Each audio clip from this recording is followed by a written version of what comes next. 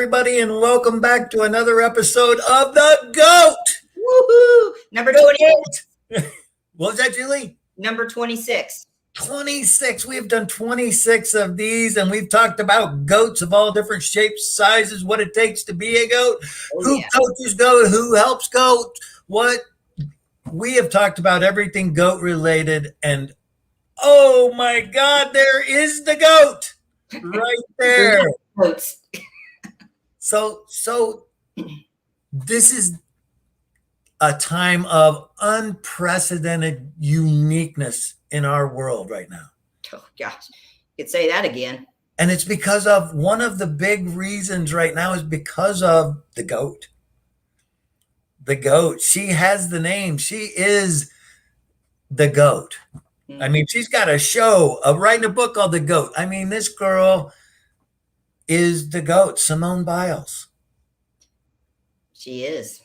And I am so excited because what's happening now, whether it's right or wrong or decisions, anything, what's happening right now is what Jeff Minor, Triumph Program, everything has been trying to get the world to understand a little bit that you're not broken. You're not a bad person. There's not something wrong with you if you are struggling. You got to take care of yourself first. That's right.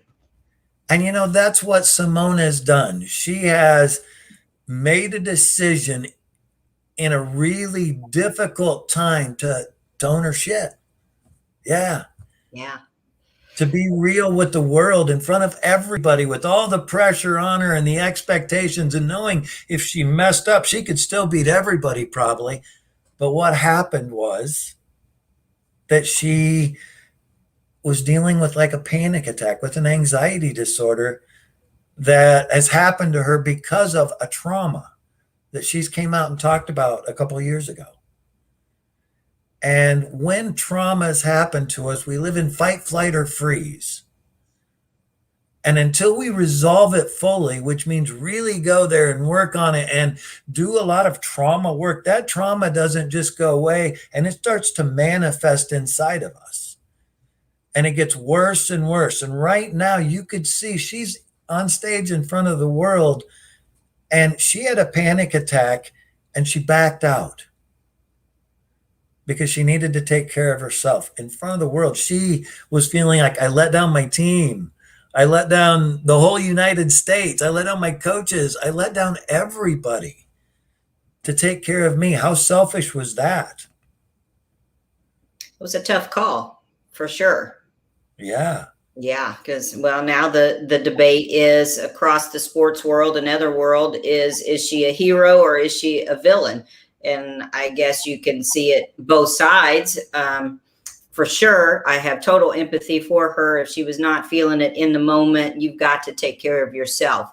But on the flip side of that, I do believe the teammates have every right to be disappointed and upset, and they should be allowed to feel that as well, because it affected them in a major way also. And they can still have compassion for her, but also still feel very disappointed for themselves. Right. Well, and a piece to that, Julie, is, you know, we think that it's, you know, she's just having a panic attack. There's lots of athletes that have performed or have went through panic attacks before. You know, they've played even, and they probably sucked at the time that was occurring. Yeah, probably wasn't their best performance. Right. Most likely it was not a good performance for them. So when we look at Simone, it's a different ball game. If she comes out of one of those twists because of panic or because of anxiety, she doesn't trust herself, she could die. I mean, look at how high she is. Look how fast she's moving when she's spinning. And it could do really bodily damage and harm to her. And this isn't a matter of just, oh, I got to play through it. This is a girl that wants to play through it more than any of us could imagine. She wanted to. Can't hear you, D. Uh-oh, we can't hear you. And it looks okay on my end. No. No. I thought it seemed kind of quiet. Right. You weren't saying much. Can't hear you. No wonder. I can't hear. We can't hear you. Okay, well, he'll be back. He left and he's going to come back, hopefully with a little volume. Yeah, I did. I was thinking, wow, that just seems really, really quiet. Same with me. Well, duh. It was muted. He was muted the whole time. That's great. Right. So, yeah, I wonder if he said anything. And I wonder what his input is. I'm really excited to hear now. I know. Now we'll have to wait and see if he comes back. Here he comes. Let's see if we can get him on. All right. All right. Okay. Now let's see. Can you hear me now? Oh, man. Yeah. All right. Problem So solved. we were wondering. A reset is always the answer. Okay. So did you have any input with anything we said? What I was saying is, Jeff, let's talk a little bit more about, okay, how the panic attack actually affects the neuromuscular system as far as actually being able to do those performance actions, running, jumping, or whatnot. Balance being off. You feel like you're having a heart attack. Your vision usually goes into a little narrow thing. I mean, all these things probably might not have been occurring, but what did happen, we could see, is she panicked in air. In the middle of her routine, as she was doing her vault, she went, ah, and you could see the terror on her face, and she was able to land unbelievably. She took out one whole rotation that she was supposed to do, but she panicked in air. And what that does to somebody, if that happens along with the anxiety she's already feeling, it's like you can't perform. She could not go out and do a fourth. She would hurt herself if she was to do that. So it was like, and this is bringing this to awareness of the world. Like I said, the world is going to be for a long time looking at mental health in a different way because the goat struggles. How many little kids have struggled and I'll just get over it, man. or deal with it, or stop being soft. That's one thing we hear a lot. You're just being soft. Exactly. This is the goat who was sexually abused, verbally abused by Bella Caroli. I mean, it was just, this girl has trauma. And she's talked about it. So it's like she's struggling with these issues as a result. How many friends do we have right now? You know, you got different people, like with Freedom Project. What's his name? Kevin Love. Abraham. Sorry. Yes. Yeah. All these athletes that have experienced trauma in their life, what usually happens is later on, if they don't deal with it, it manifests and gets worse. And about in the 20s, 25, it starts to really, that's when our brains are developed. That's when we're fully developed. And that's when we start feeling that we're not able to regulate those emotions because you're trying to regulate and you can't do it because you haven't learned the skills. Yes. You don't know how. So, and if you add trauma and you're living in fight or flight all the time, you are always on alert, always not able to relax. So when you get a little bit of trauma, that's like a lot of trauma to most people, or a lot of anxiety or stress. So you're at the Olympics, the world is watching, everybody. The biggest stage in the world. The biggest stage, yes. And you are the GOAT. Yes. Well, that was one of the things that we talked about today, is that I believe that trauma that you're talking about happened quite a while ago. I think when she was maybe 14 or somewhere in there. And so she's been on the big stage before. So why this time? What happened this time to cause it to affect her in a different way? She's been able to fight through it in the past. Why now? What happened to where she wasn't able to anymore? Very good question. I think what we don't know. That's where only Simone knows what are her triggers. What has, going back to the Olympics, does that cause triggers? Does that cause the anxiety? Has she not been? There's lots of things that may have made this one this intense. I will tell you, the hype, the no fans there, the way this has all been different, not being able to train the way that she would typically train, and all the different things that have went along with this. Plus, she has been kind of the face of the Olympics. Yeah, she Right? has been. I mean, she's the GOAT, and she is so far above everybody else that, like you saw on in the team comp or very first night that didn't really count. She messed up every event and was still way above everybody else. She was struggling. She was really struggling, but still her scores were way above everybody else. So if she just went out and performed, she would win, even screwing up. But she couldn't do that. And again, that's the courage enough to know that, you know, I'm still above everyone. I can just go ahead and just finish it. And but you know what? Which one's more important? Like how I'm feeling right now or today, or that medal that I could probably win. You know, and that I think that again, that's a GOAT. that is the mentality we want, is to know your limits, to know your, you know, that's everything we're talking about in the show by far. She exists. %, D, you are so on. It's like professional athletes are getting longevity.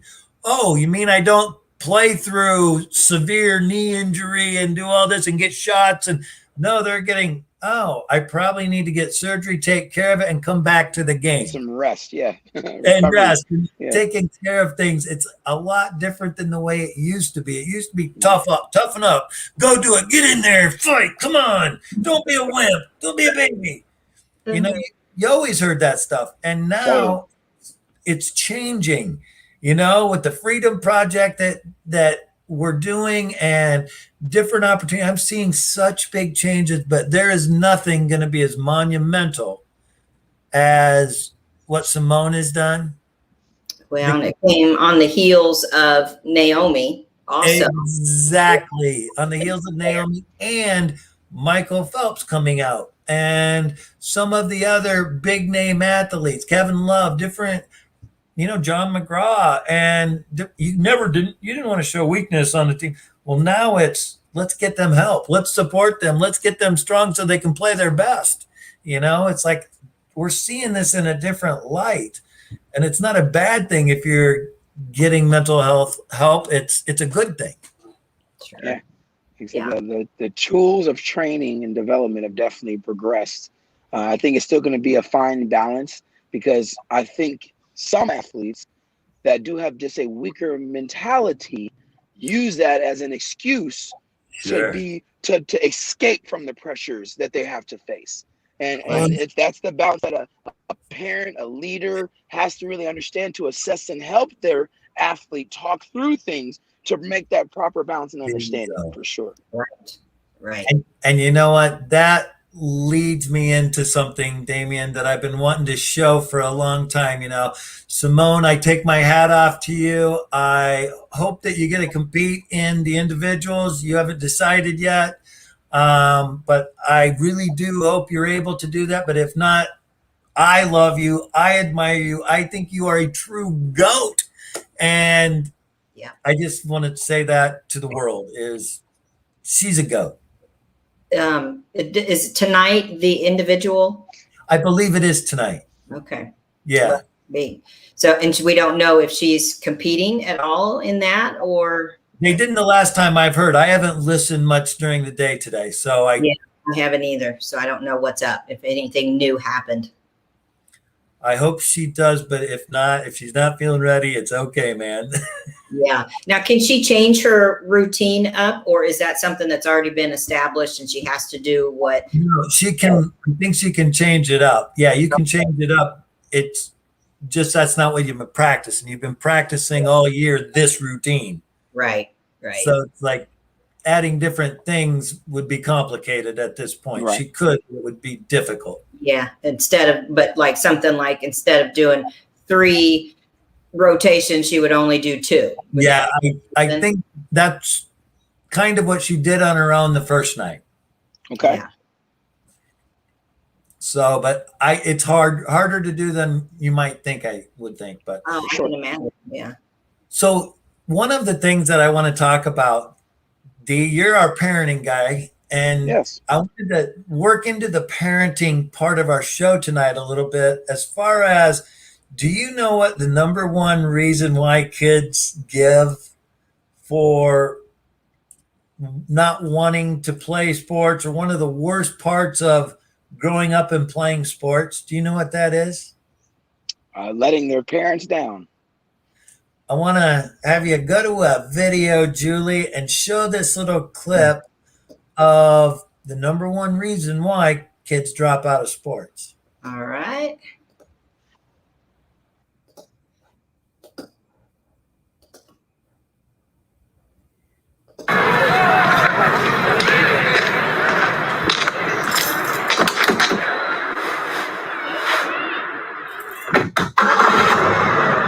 So, not your best practice.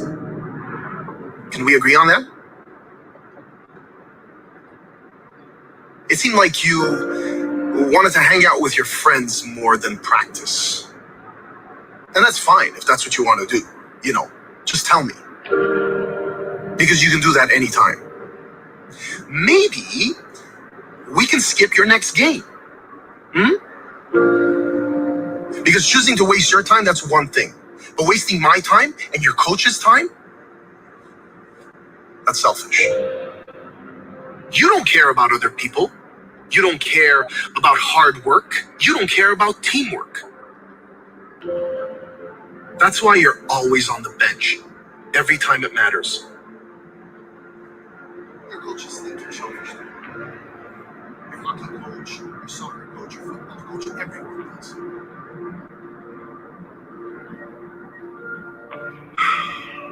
So, if you want to keep playing, you need to take a good hard look at yourself and think about that.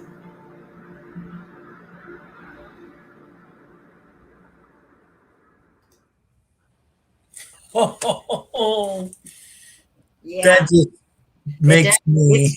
And actually, when I was doing the research for this show, it's two reasons why they quit. They both mentioned it, but it's that ride home, and it just stops being fun altogether. Yes. Those two things together. Yes. And there's another aspect of that too, and it's when it stops becoming fun. A lot of times becomes from pressure to perform. Absolutely. When they're Absolutely. feeling it from outside influences other than themselves at that point. Yes. And in a lot of situations before they should. Oh, tremendously. A lot of parents. I mean, we hear the word all the time, vicarious, but we don't fully understand how that actually comes out. You know, people think, well, I don't really care about how well he does, but are you pressuring him every day? Are you the reason he goes to practice? Are you the reason why he's actually playing this sport versus the sport he loves? And there's so many more things that go into besides you just excited for your kid winning games. You know, Exactly. Fine line. It's a very fine line. And you got to find out your role. You know, what is the role of a parent? You know, are they their coach? Are they their, you know, and some situations they are. And some times, you know, a parent is the one that makes sure that they get all the meals right, or they get to bed on time, or they are doing their homework plus they're going to practice and lifting weights and doing all that. There's no rule book. Yeah, well, there is one now, but definitely it's definitely you're right, Jeff, as far as understanding your role within your child's sports career is probably the most, what I would say, aloof thing. No one knows how to know when, how, where, what do I say, when do I say it, how do I say it? You know, do I involve myself with his coach? Does he take advantage of his coach? You know, how does he view me talking to his coach? They don't know all these missing pieces of the puzzle. Exactly. We at Triumph definitely have put together a program to help all parents of athletes. And some of that is what we'll talk about, especially is what we break down is that post game. You know, after a game is over, you know, when you're in that car ride, what is the best way to have what we call a post game interview with your child? You know, what is that right way to do it, you know? We saw what the wrong way was. We just Definitely saw what the wrong way is. It's like, oh my God, couldn't I get any was wrong. cringing. And again, parents, don't feel too much pressure. If that's how you were raised and that's where you're coming from, understand Right. where you are. Assessing where you are in your child's career is number one. Don't beat yourself Yeah. up for what you've already done. Start I making was changes to there. what you want to be. I think we Yeah. all were at one time towards young Right. people. I was a hardcore, let's do, you got to do this. And it's like, I do think that there's so much that's unknown about how much do I support? How much do I get involved in their practices? Do I go and watch the practices? Do I go and, do I talk, like you said, do I talk to their coach? Well, if I talk to their coach, what is my child thinking? And what effect does that have on the child? So there's so many questions out there, D, that we need that book. It is done. Yes. You made a training video, correct? Yes, the Parenting and Athlete Training Series. Yes, it is ready for pre-sale right now. And it will be done by the end of August. Absolutely. Be ready for everyone's hand. I love to hear that. And basically what that does is the program is kind of walks you through how to be actively involved in your child's life without putting pressure on them.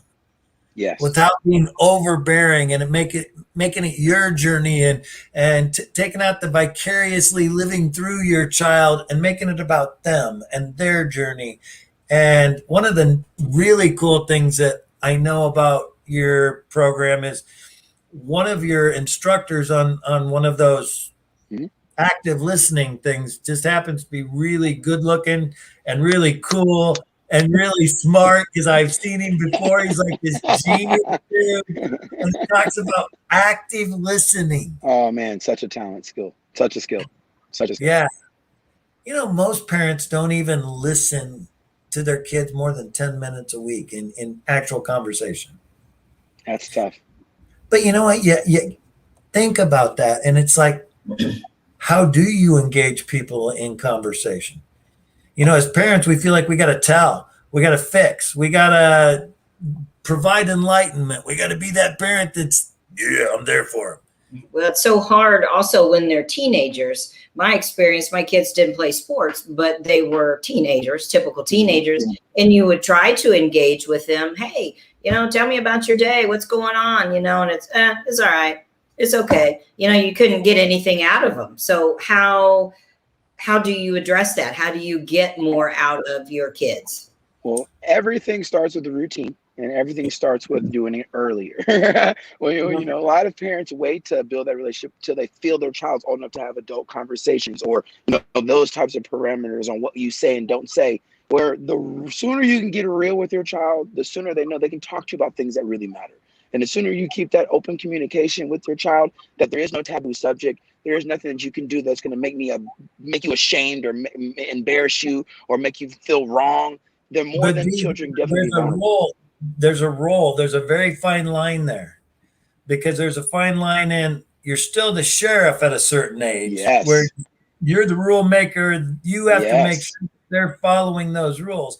But you want to open that communication up enough so that they trust you and come up and say, hey, Dad, I did a drug. Yes. You want them to be able to feel confident that you're not going to be that rule maker, crash down on them. You're going to be there for them and listen to their struggle. Well, you mentioned it all the time in the office. What is those two authorities you have? You have the respect one, and then the other one was the discipline. Yes. Yes. Oh, yes. You got like respect power versus fear power. Yes. And if they're afraid of getting in trouble, if they're afraid of, if I tell my dad this that I did, then he's going to be mad at me and I'm going to get in trouble. They're not going to come to you. That's when kids hide things. That's when they lie to you. That's when they try to get away with things. So it's like, you got to turn that around into respect power. And it's like, hey, what's going on? And if there is a situation that there may be trouble or whatever, you say, what do you think needs to happen as a result of this? And help them get involved in the consequence to learn, what do I need? I like joint accountability. Yeah. When would they get in trouble? What would they have to do to actually get in trouble? For me?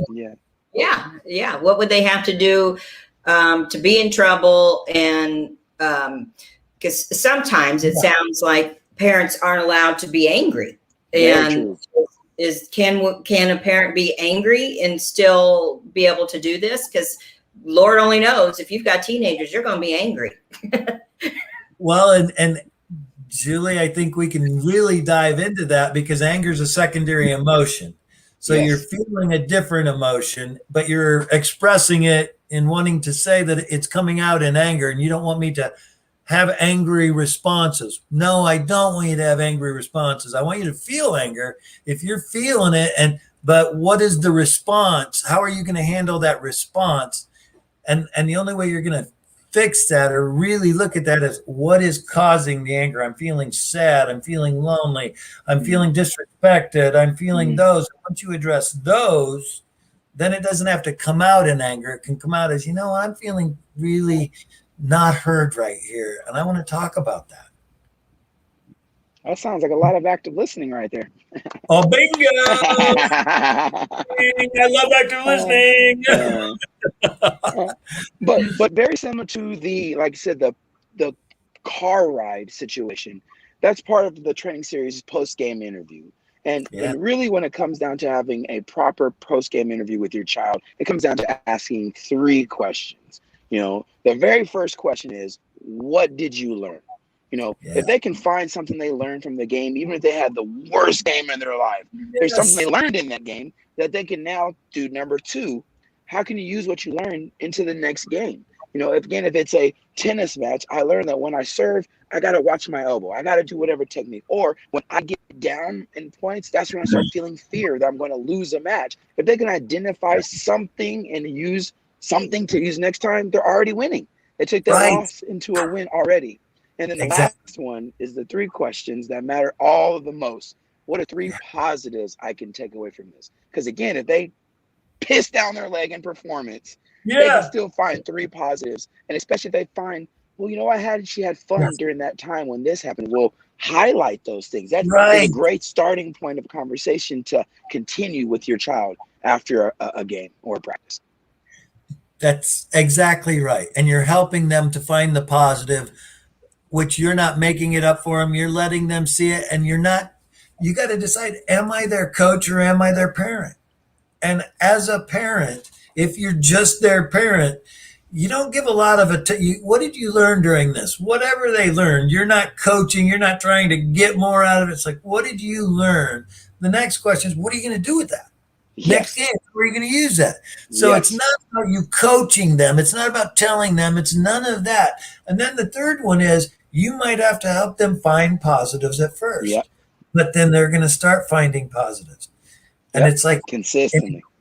And if you do this after every performance, not even just when you lose, but after every performance, you learn from every performance. And that's a piece that parents can take an active role in. And it's like, help them to find the good out of what happened. Like I said, that's just one component piece, which we have broken them down to 3: the pre-game, the in-game, and the post-game. So different ways you can help your child in any area of their career as they grow as a young athlete. Exactly. I can't wait till the product is officially done. We're getting to see it. We've been working on it, ladies and gentlemen. I know it's happening. And we're excited about it. I also I'm going to do a little, I think I brought a copy. I was hoping you would have it. I think I brought a copy of my book. Yes, another labor of love. Everybody, it's completed. Let's go. The mind of a champion, baby. Yay. Look at that.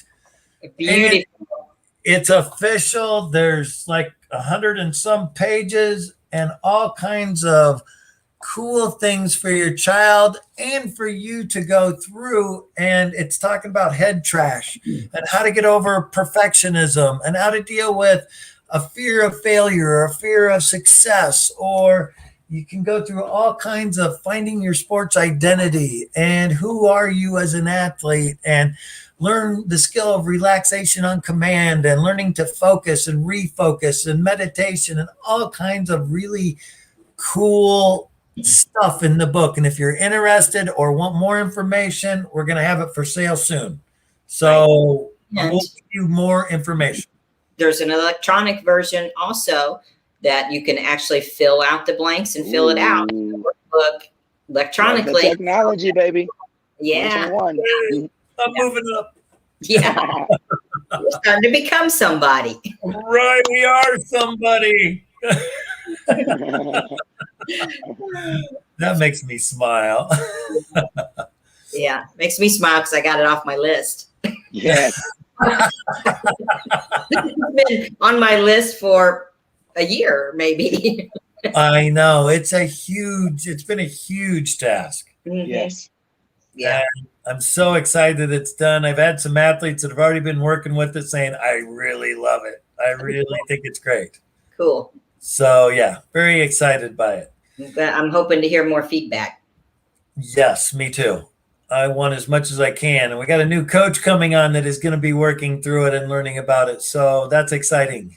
I'm thinking we should probably have him on a show, an upcoming show sometime. Just drop in, if nothing else, pop in, introduce himself, and then pop out or stay on, whatever the topic may be. I would love it. We got to get him a shirt, man. He can't be the only one without a Triumph shirt. That's true. Well, we have some at the office, some of the new ones. You'd have to pay for it, of course. Well, maybe we'll give him a discount. Maybe. We have the GOAT tip of the week. Okay. And the GOAT tip is for parents. Yes. And I think if there's one gift that I could give to a parent, because I'm an old guy now, folks, and I would love to impart a little bit of wisdom that I've learned as a performance coach and as a licensed professional counselor, and that is shut up and listen. Listen, don't lecture. So many times we as parents want to tell. We got to get out of that. We got to stop that. We need to hear our child and be there for them emotionally and don't judge them. And so the exciting part about this is we have a workshop coming up. Yeah. That is strictly about active listening and how to really hear your child. And we get down into the individual tips and what you can do and where you look and how you relate to them at different ages and different levels. So we invite you to come to our workshop. It's going to be in Overland Park at the ACA Club. Yep. And we will give you a lot more information as that gets closer. It's going to be, I believe, the 31st, Julie? Yep, I think that's what it is tentatively, but looking like that is the date, and time is looking like 6 o'clock. So I'm hoping by next week, next show, I'll have information that I can put up and share with everybody. I love it. Yeah. I love it. That's where we're really going to break down, how do you hear your child? How do you really listen to your child? So I'm really excited about the workshop, and I want to thank everybody for coming tonight. And I want to talk you guys. You are wonderful. I'm so excited because guess what I'm going to do? Watch the Olympics, because boy, am I enjoying this. Mm-hmm. Well, you're one of the few watching it. Viewership is down almost 50%. Wow. Yeah. Wow. Yeah. 49, I think 49% viewership is down. Yeah. That is so sad. That's astonishing. Yeah, it is. But I think it's the reality, and something to do with COVID and no fans there. And there's got to be a lot of reasons. There's got to be. Mm-hmm. It's multiple countries. It's a national. Well, one of the reasons given that I saw, which really sounds legit, is when it was in Rio last time, there wasn't a big time difference. Now in Tokyo, there's a huge time difference. So a lot of times, and they do their primetime sports like in our nighttime. And so by the time before it airs here, a lot of people, because of social media, they already know, it's a spoiler alert. Right. And so they're not bothered watching. And that sounds like a reason, at least as to one reason anyway. That's a big reason. That's a big reason. That's a very big reason. I never even thought of that. Yeah. It's like if I know that Ledecky is going to win tonight, and I knew she win. I'm not as excited about watching as if I don't know, because I want her to win. Well, that's the other thing that they said too. Another possible reason was they'll show they're not doing a good job, and I don't know, you could answer this better, of showing like the whole thing. They'll show a piece and then they'll have umpteen different commercials, and so the flow doesn't seem to be as good, and they're not showing as long of a time of each event. It's more kind of cut and paste and show the last few minutes when an American wins, but doesn't really show the whole event. You know, I think they're trying to cover a lot. I'm sure they are. It's a lot of events. I don't get why it's not on 24/7 on 3 or 4 different channels. Well, it should be. You would think. I know. Like ESPN or something. I mean, I would love to be watching all the weird little events that you don't get to see. You hear a lot about skateboarding and the other ones. Right. It's like, but I'm not getting to see a lot of those. I'm seeing swimming. I'm seeing the big ones, some biking, some 3-on-3 basketball, the basketball. It's like I'm seeing those, but I'm not seeing a lot of the little ones, and I wish we could.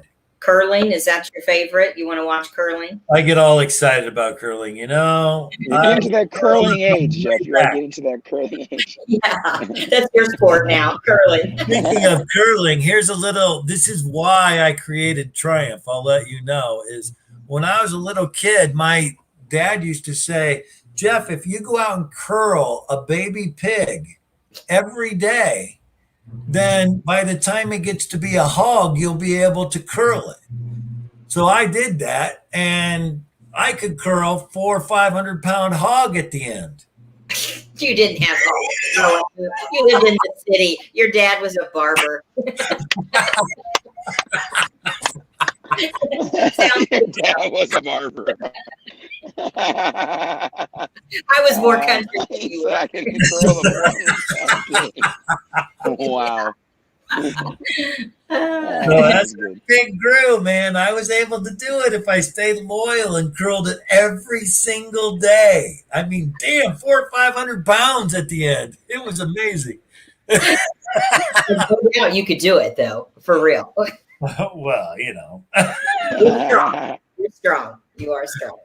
I was really strong, but maybe not quite that strong. I elaborated a little bit. Just a little.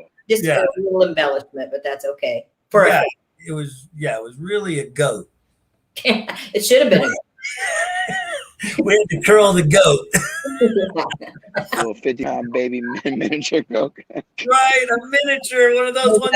Yes, I could lift that. I love that. I do too. Yeah, I do too. All right, everybody. I thank you for attending and watching, and I hope you got something out of the show, and I look forward to seeing you next week. Take care. Bye, everybody.